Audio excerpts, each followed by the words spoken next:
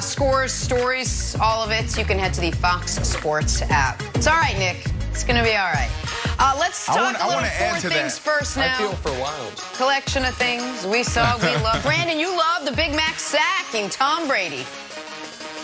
Oh, my God. You know what? Nick didn't like my keys to the game yesterday when I talked about protect old man Tom Brady. This is what I was talking about, Nick. He didn't only sack Brady, he sacked this freaking rookie right tackle that's playing lights out and Tristan Wirfs. He sacked both of them. Hip toss. Do you get it now? Do you get it now, Nick? I agree with you. Do you get it now? It's a lot. I agree with you. Mike Evans and the and one. No big deal, but last night Mike Evans reinvented football, scored this touchdown and said, and one. I was like, well, yeah, that makes total sense. Don't kick the field goal. Or excuse me, don't kick the extra point. If you get pass interference on offense, automatic extra point, and one. You don't have to decline it. Mike Evans, reinventing football. Congratulations. Big moment in sports history last night. Love it. You totally redeemed your previous take, Wilds. Executive of the year. All right. He gave Lawrence Frank won Executive of the Year. He gave up more for way off P than Pelinka gave up for Anthony Davis. He gave up 2 first-round picks for Marcus Morris. Pelinka got his brother, who's better, for free. His rim protector edition was Joakim Noah. Pelinka got Dwight Howard on a minimum contract, and they gave him Executive of the Year. Listen, I shouldn't laugh. It is nice that this year's Clippers team is going to add to that trophy case a 6th Man of the Year award for Montrezl Harrell, the worst player of the bubble, and an Executive Year of the Award for Lawrence Frank, who might have kneecapped the Clippers' whole future. Well done, sir. Nick is having himself a hell of a time. All right, it's been a bittersweet week for Jason Garrett.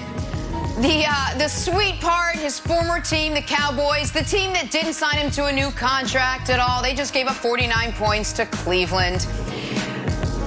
Jason Garrett reacted with probably a little bit of, I don't know what the mental version of the happy, until you realize that your Giants, Jason Garrett, are the only team in the division worse than the Cowboys. Garrett's like, is there a way to undo this? Can that go backwards? But here's the best part. So what do you do if you are the Giants offensive coordinator? Well, look at the quote. You certainly want to do the things you're good at, said Jason Garrett.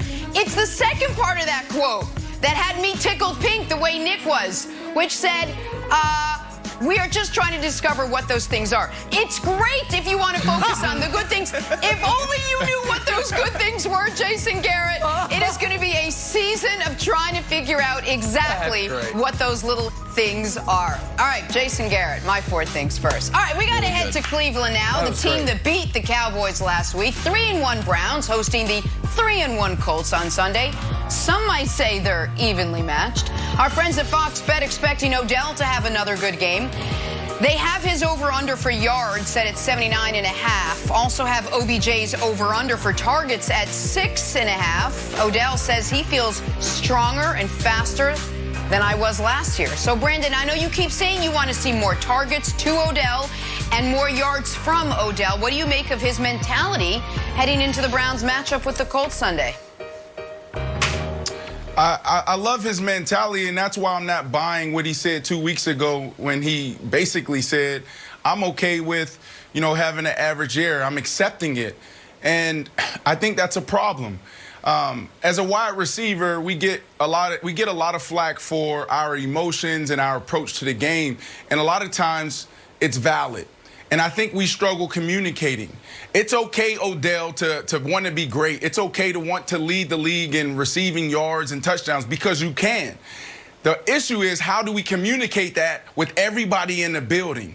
It's okay to walk in the building like LeBron James does, like Tom Brady does, and demand that everybody give max effort, that everybody wants to be great, that everybody wants to win. You got team goals, you got individual goals. So hearing him say this is really good, but it's it's conflicting because 2 weeks ago, he literally said, like, I'm not going to have a big year. No, that's not the mentality you want coming from Odell. This is better because when you walk into that building, you hold everybody accountable. That's why the good teams win. That's why the Clippers are at home, and that's why the LA Lakers are playing for another championship. So Odell, embrace it. But the key is, how do you communicate that to the offensive coordinator? How do you communicate that to your quarterback? How do you communicate that to your head coach? How do you communicate that to the other wide receivers so they don't look at you as you're coming off as selfish, but they see you as a guy that really wants to help the team win and who also wants to be great? And so, Brandon, I empathize with Odell Beckham immensely. And it's because I feel like he has had, and I know folks don't want to hear this, so I can just give you my honest take on it. He has had a run of impossible luck. 2014, 2015, 2016. He had, statistically speaking, the best opening 3 years of a career of any receiver ever. And then it all changed January of 2017. He all of a sudden, he carries that team offensively to the playoffs. And they celebrate by taking a little one-day boat trip to Florida with my guy Trey Songz. And all of a sudden, he's absolutely excoriated for it. The next year, 2017, he breaks his leg. The next year, he has the final year of what's left of Eli Manning, but everyone blames him. And last year, he dealt with the Freddie Kitchens experience while playing through an injury. So it's just been bad luck after bad luck after bad luck that has been where it's been a damn near full presidential term since we've last seen how great he can be. So I feel for him in that regard, especially. Go ahead, Brandon.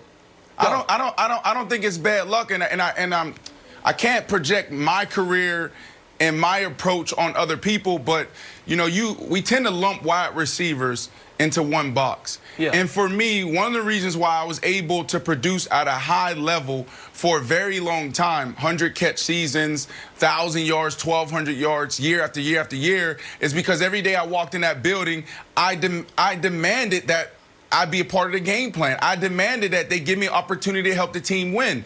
It took me 4 years to learn how to communicate that the right way. So the first 4 years, I didn't do it the right way. I was just like every other malcontent receiver.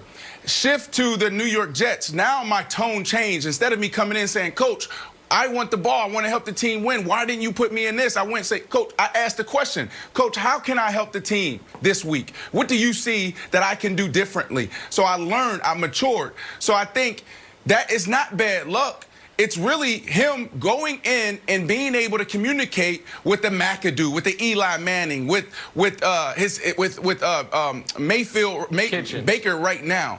Like that's what he's supposed to do. I remember being there in New York and standing in between Eli and Odell, like, can you guys please talk? Like, just talk. That's all it is. Like, yes, he wants the ball. And Eli, you should throw him the ball. He is the best wide receiver in the game right now. Why aren't we talking right now? We got Philadelphia on the other side about to kick our butt, and you two, our best players, aren't talking. So Brandon, what's the relationship? Can you make me smarter about this? Between the quarterback, the offensive coordinator, and the coach.